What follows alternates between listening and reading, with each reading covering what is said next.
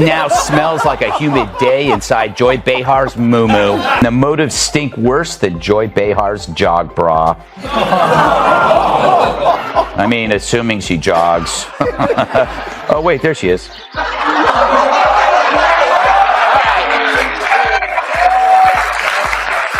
She has a point. Maybe I am obsessed, but some people are obsessed with Bigfoot, and they don't get to see him on TV every afternoon. And if they did, could they tell the two apart? I don't know. Joy Behar just strolled into a comedy crossfire.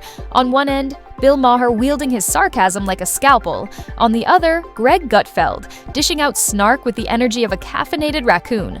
The result? Pure comedic destruction. Spoiler alert, Joy's ego didn't survive the wreckage. If you've ever craved a roast so ruthless it might need a fire permit, this was it. Maher and Gutfeld didn't just clap back.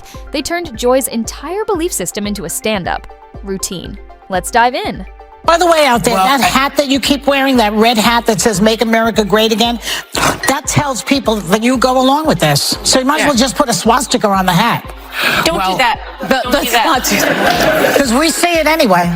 I'm not going to defend Donald Trump ever, but I would never say that we should put the swastika on the cap, because I think you can hate Donald Trump. You can't hate everybody who likes him. It's half the country. I don't want to live in that country. I don't want to live in the country where I hate half the country, and I don't hate half the country. How dare you disagree? There are 3 things in life you just can't dodge: death, taxes, and Joy Behar forcing her political hot takes into daytime TV. Like a retired drama teacher who just found Twitter, she's spent over 20 years turning The View into a battleground of bold opinions and baked-over outrage, delivering every segment like an unsolicited TED Talk nobody signed up for. Joy Behar accused Elon Musk of being pro-apartheid, but then begged him afterwards not to sue. Musk lawyers have yet to comment because they're still checking to see if it's legal to sue a cow.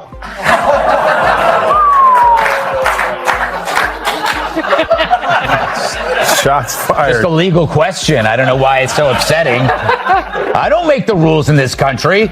Just when you thought things couldn't get more surreal, in walked 2 of the most politically opposite figures in media, Bill Maher and Greg Gutfeld, joining forces from opposite ends of the spectrum. Their mission? A shared reminder that Joy Behar might just be the unofficial mascot of America's ongoing media meltdown. It's called The View. It's not called The Facts. Yeah, but isn't it interesting that it's called, I don't think they meant this when Barbara Walters invented it a long time ago, but it's The View. Well, that's the problem in America. But there is one view, right, and one that's clearly true opinion, and everybody else can go sit in the corner. That's correct. I think that's... This wasn't a debate or a round table. There was no direct clash, no heated face-off. Just 2 wildly different men, each armed with sarcasm and their own broadcast empires, reaching the same verdict from opposite corners. Joy Behar has become the living, breathing proof of what happens when cable news spins out of control. Gutfeld talks about you all the time. Who is he? Really, who is he? I don't watch the show. He has a show. I don't watch the never show. heard of him. Yeah. I guess he's just obsessed with me. No. Next, Joy's going to say she's never heard of carbs. Seriously, her denial of knowing me is as believable as her red hair. But obsession? I mean, come on, Joy. Where would you even get that idea? Like Joy Behar's face, it's looking worse and worse by the day. More full of crap than Joy Behar after a night of scotch and Taco Bell. Her being named Joy is like me being named ugly. Joy wasn't there on the show. Apparently Mondays are her days off when she feeds in the... Let's start with Bill Maher. Maher has never been shy about skewering stupidity, but in recent years, it's become his brand, especially when that stupidity hides behind the mask of progressive virtue. He's carved out a niche as the exasperated uncle of political commentary, delivering monologues with the deep, exhausted sighs of a man tired of explaining basic economics to people who treat TikTok like a think tank. But lately, Maher's frustration has sharpened into something more focused, a relentless takedown of media personalities who masquerade as intellectuals. And that's where Joy Behar comes in. If Maher's disappointment with modern liberalism had a poster child, it'd be sitting stage left on The View, bangs bouncing, nodding enthusiastically to her own half-baked hot takes. Maher didn't need to say her name. He painted the picture clearly enough. A daytime talk show where feelings trump facts, Check. Hosts who confuse clapter for credibility? Check. A panel that treats dissent like betrayal? Game over. Maher took a rhetorical sledgehammer to the very media culture Behar has helped perpetuate for decades. He rolled his eyes at the virtue signaling, roasted the endless parade of faux outrage, and dissected liberal groupthink like a frog in a high school biology lab. And that metaphorical frog, it bore a suspicious resemblance to Behar. She wasn't just collateral damage, she was the blueprint. To Maher, Behar embodies the parody of progressivism, the kind of liberal who thinks volume equals virtue, who trades nuance for smugness, and who serves up moral superiority with a heavy dose of condescension and a theatrical eye roll. I just want them to pay attention to words like vermin and poisoning the blood and the Third Reich. That's all. That's really what I'm asking. They see Trump as a comedian. They see him as a clown who says crazy things. They saw Hitler like that. Right, okay, but that doesn't mean, you can hate Trump. You can't hate everybody who likes him. It is. If Bill Maher is the guy at the bar sipping scotch and calmly dismantling your argument, Joy Behar is the one climbing on the table to declare she's offended on behalf of the entire planet. And Maher, he doesn't do subtle, his critiques don't skim the surface of daytime TV absurdity. They drill into it like an oil rig powered by sarcasm and intellectual fatigue. In Maher's worldview, political talk shows have devolved into echo chambers of emotional theater, and standing center stage with a mic made of misplaced confidence is none other than Joy Behar. Now, if Maher is the disillusioned liberal scribbling, biting footnotes in the margins of the Democratic playbook, Greg Gutfeld is the snarky kid in the back row sketching caricatures of the teacher, and those sketches are now drawing primetime ratings. Gutfeld is what happens when your sharp-tongued, politically skeptical, Twitter-addicted friend is handed a desk, a camera, and permission to roast everyone in sight. He's not there to deliver policy deep dives or historical context. He's there for the punchlines, armed with the belief that satire should sting. So when Gutfeld turned his comedic crosshairs on Joy Behar, it wasn't a surgical strike. It was a full-blown stand-up blitz, laced with missile-grade sarcasm. To him, Behar isn't just a confused commentator, she's an endless comedy reel of tone-deaf outrage, served with a side of smug moral superiority and delivered with the subtlety of a fire alarm. Is getting hit with one of the worst hurricanes that will ever see. But she should know, does anyone remember that time when she got carried away by Hurricane Sandy? Take a look.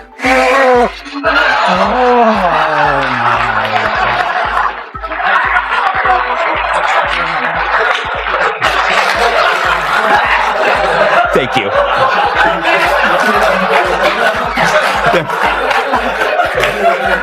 Where Maher critiques Joy Behar as a symbol of everything hollow in modern liberalism, Gutfeld mocks her as a creature of media elitism, valedictorian of the shout over your guests academy. He doesn't bother with poetic metaphors or nuanced dissection. He just points at the absurdity and laughs, loudly, until the audience is laughing too.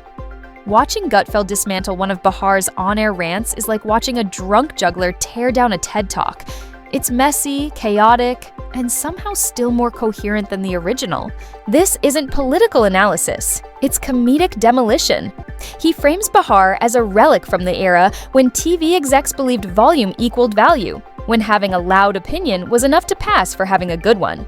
To Gutfeld, her commentary is the intellectual equivalent of a toddler hammering a piano, loud, chaotic, and technically music, if you squint and lower your standards. The brilliance? Maher and Gutfeld didn't plan this. They're not allies. They'd probably ghost each other at a party. And yet, without coordination or shared talking points, they both arrived at the same destination. Joy Behar is the Sistine Chapel of misguided commentary, meticulously built, full of flourish, and wildly overestimated in actual value. Different ideologies, same conclusion. Behar's ego, outrage, and overconfidence transcend political lines. They just beg to be roasted. And finally, new rule, stop saying that Whoopi Goldberg getting yanked from The View right after she attacked me on The View is karma. There's no such thing as karma, sorry. Sorry, but life is random. The only word to describe it when a big game hunter gets trampled by an elephant and then eaten by lions is hilarious. Maher dismissed her as a walking warning sign of progressive overreach, while Gutfeld cast her as the blooper reel of what once tried to pass for serious journalism. There's something almost poetic about it. Two TV personalities from wildly different ideological zip codes both agreeing on one thing. Joy Behar is not the hill anyone wants to die on. Instead, they used her as a piñata of political parody, blindfolded, spinning, and taking swings with glee. And while Bihar never responded directly, she didn't have to. The damage was done through implication. This wasn't a feud, it was a roast hosted by reality itself. Maher rolled his eyes across an entire belief system. Gutfeld laughed through what felt like a personality cult. And standing awkwardly at center stage was Bihar, the unintentional headliner of a bipartisan comedy special. The timing couldn't have been more ironic or perfect, depending on your sense of humor. As political discourse sinks deeper into the shallow end of public opinion, the last thing the airwaves needed was someone shouting over applause signs and clinking coffee mugs. But there she was, the perfect mashup of everything Maher dissects, and Gutfeld mocks. It was like watching a cartoon character wander into a documentary and stubbornly refuse to exit. Maher built his takedown like a jaded philosophy professor unraveling. Gutfeld? He just strolled in, kicked over the podium, cracked a fart joke, and somehow both landed on the same uncomfortable truth. Here's Joy Behar talking about refusing to share a kidney.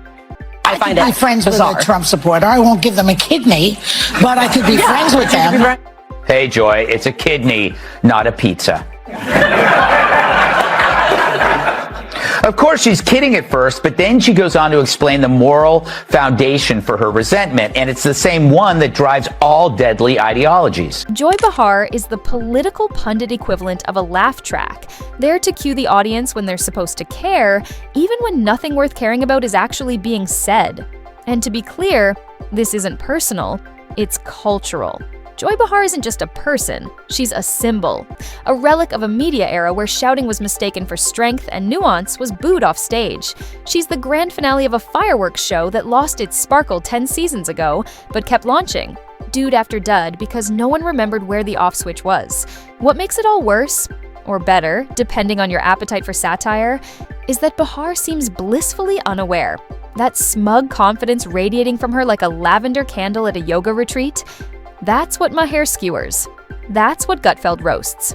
It's the idea that being loud and endlessly repetitive somehow equals being right, that having a TV platform magically grants you intellectual superiority. The complete lack of self-awareness is what transforms it all into unintentional comedy, gold. In a strange twist, Maher and Gutfeld became the accidental buddy cops of media critique. One wields dry, surgical sarcasm, the other blasts away with a leaf blower of mockery. Together, they dismantled the myth of Behar's credibility like a Lego tower on a trampoline. Maher didn't have to say her name.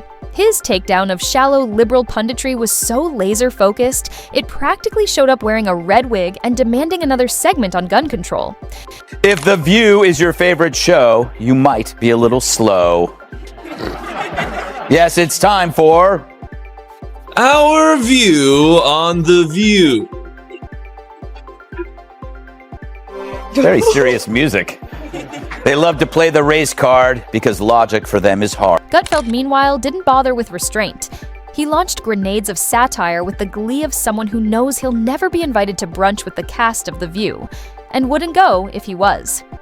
What makes this particular roast worth watching isn't just that Joy Behar got metaphorically steamrolled by two men who'd rather wrestle porcupines than agree on anything. It's that their laughter, one from the liberal cocktail lounge, the other from the conservative dive bar, landed squarely on the same target. And no, it's not because Behar is some Machiavellian puppet master pulling ideological strings. It's because she's become the human embodiment of a cultural echo chamber that confuses self-righteousness with substance. The View has morphed into less of a talk show and more of a group therapy session for the terminally overconfident. Behar doesn't debate, she declares. She doesn't explore ideas, she proclaims them. It's a televised altar to the gospel, of unfiltered opinions, all wrapped in a blanket of smugness. That's what Maher was side-eyeing from his monologue pulpit. That's what Gutfeld was mocking from his snark bunker. different styles, same takedown. About Whoopi Goldberg, because I got so many texts this week because she attacked me the week before. Sure. So she was, everybody was like, "Oh, Bill, I get you're enjoying the karma." First of all, I'm going to talk about this at the end of my show next week, teaser. But there is no fucking thing as karma, okay? Get over that. Whoopi attacks me on a regular basis. She says stupid shit on a regular basis. They just happen to coincide. And the best part? Maher and Gutfeld aren't even from the same ideological tax bracket. Yet somehow, both sniffed out the same rod in the room, the decay of honest discourse under the weight of empty applause lines. Joy Behar isn't just a panelist. She's the mascot of an era where loud equals smart, and having a platform automatically makes you an expert. When both Maher and Gutfeld start sharpening their comedic scalpels on the same target, you know the diagnosis isn't political, it's cultural cholesterol. Shows like The View operate in an echo chamber so sealed off even their Wi-Fi has an opinion. They preach to the choir with such fervor, even the choir wishes for subtitles. Conversations have become karaoke, the same tired tunes repeated with just enough sass to pretend it's fresh.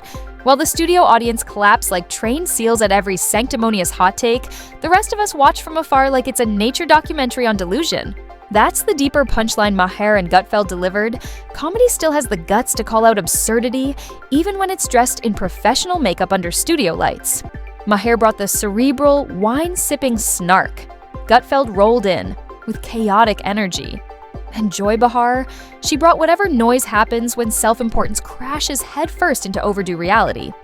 Maybe this wasn't about owning the libs or dunking on the right. Maybe it was about reclaiming comedy's rightful throne, the one place where nonsense, no matter the political jersey, gets smacked with a laugh track and sent back to the green room. In a world that can't even agree on what day it is, we can all unite around one truth. Joy Behar's latest take was once again hilariously, facepalm-inducingly wrong. But here's the kicker. They weren't even trying to humiliate her. Not really. They were making points, jokes, observations, and Joy Behar just happened to be the punchline hiding in plain sight.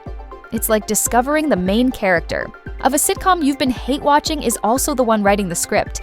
They didn't just roast her, they turned her into a metaphor for everything wrong with political talk shows. So no, this wasn't a debate, it wasn't a confrontation. It was a masterclass in mutual roasting, broadcast across 2 networks, united by a single theme. If Joy Behar is the voice of reason, we're all in trouble. Maher delivered the lecture, Gutfeld brought the popcorn, and Joy, she unknowingly, provided them both with material for a lifetime. That is true bipartisan comedy, one roasting at a time.